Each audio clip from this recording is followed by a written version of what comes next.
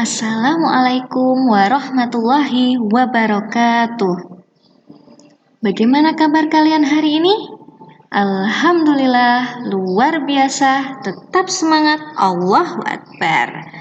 Nah, kalau minggu lalu kita sudah belajar tentang pengertian hak dhamir. Nah, sekarang kita akan belajar hukum cara membaca hak dhamir. Sebelum kita mulai belajar, mari kita baca basmalah terlebih dahulu. Bismillahirrahmanirrahim. Nah, masih ingat tidak dengan hak dhamir? Ya, hak dhamir merupakan kata ganti untuk laki-laki, kata ganti orang ketiga tunggal untuk laki-laki, atau kata ganti dia untuk laki-laki. Sedangkan penulisannya untuk hak dhamir berada di akhir kata, kemudian bentuknya menyerupai angka 5 Arab. Nah, jika sahabat semua menemukan hak di akhir kata dan bentuknya menyerupai angka 5 Arab, maka inilah yang dimaksud dengan hak dhamir. Nah, sekarang sudah paham kan tentang hak dhamir? Langsung saja kita ke materi selanjutnya, hukum cara membaca hak dhamir.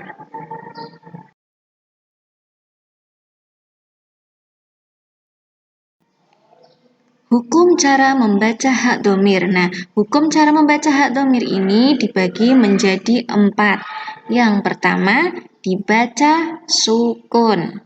Yang kedua, dibaca pendek. Yang ketiga, dibaca matsilah qasirah.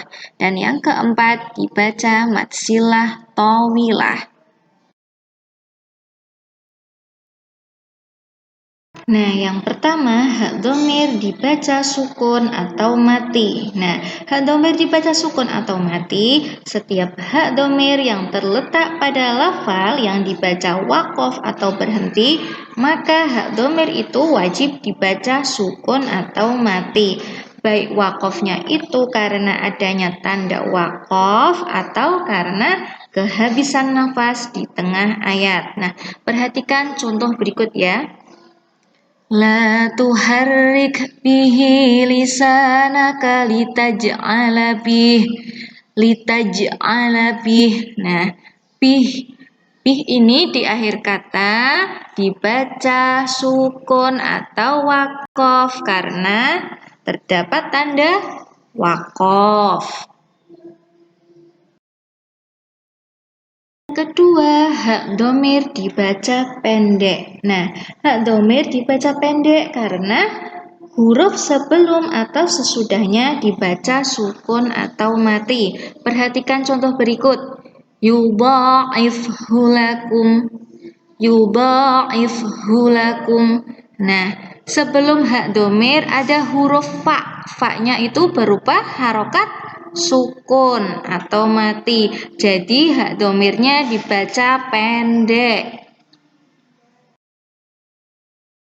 Yang ketiga, hak dhamir dibaca matsilah qasirah.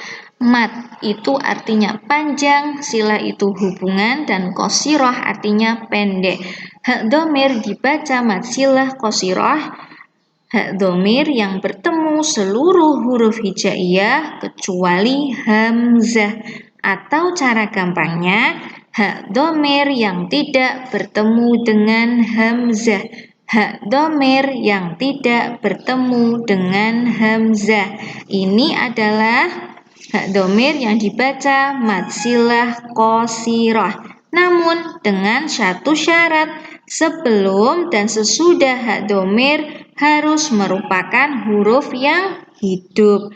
Huruf yang hidup ini adalah huruf yang tidak berharokat sukun, huruf yang tidak dibaca sukun, dan huruf yang tidak dibaca panjang. Dan cara membacanya matsilah qasirah sesuai dengan namanya, qasirah. Qasirah itu tadi artinya apa? Pendek. Maka cara membacanya adalah panjangnya berapa? 2 harokat atau 1 alif. Nah, kita sampai kepada contoh, perhatikan surat Al-Qari'ah ayat 9. Fa ummuhu hawiyah fa ummuhu hawiyah. Ummuhu, hunya dibaca pendek, panjangnya berapa tadi?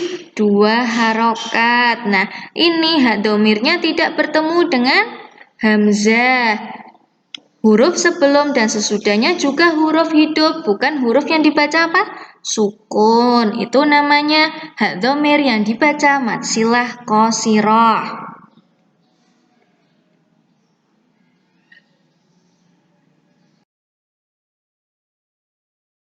Yang keempat, hak domir dibaca mad silah tawilah. Mad artinya panjang, silah artinya hubungan, tawilah artinya panjang. Hak domir dibaca mad silah tawilah, yaitu hak domir bertemu dengan huruf hamzah sebelum dan sesudahnya sama-sama huruf hidup. Hak domir bertemu dengan huruf hamzah sebelum dan sesudahnya sama-sama huruf hidup. Maka hak domir itu dibaca mad silah tawilah. Nah, panjangnya hak domir yang dibaca mad silah tawilah ini 2,5 alif atau 5 harokat. Perhatikan contoh surat Al-Fajr ayat 26. Wala yuthiqu wathaqahu ahad. Wala yuthiqu wathaqahu ahad. Nah, itu ada hak domir yang bertemu hamzah dan huruf sebelum ataupun sesudahnya sama-sama huruf hidup. Maka harus dibaca apa? Dibaca mad silah tawilah.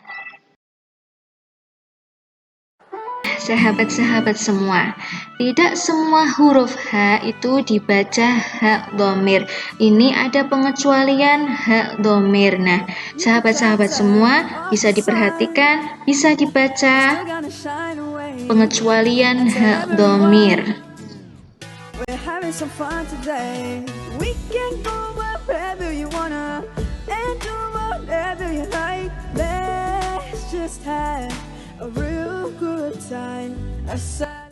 Sahabat semua, demikian yang kita pelajari hari ini mengenai hukum cara membaca hak domir.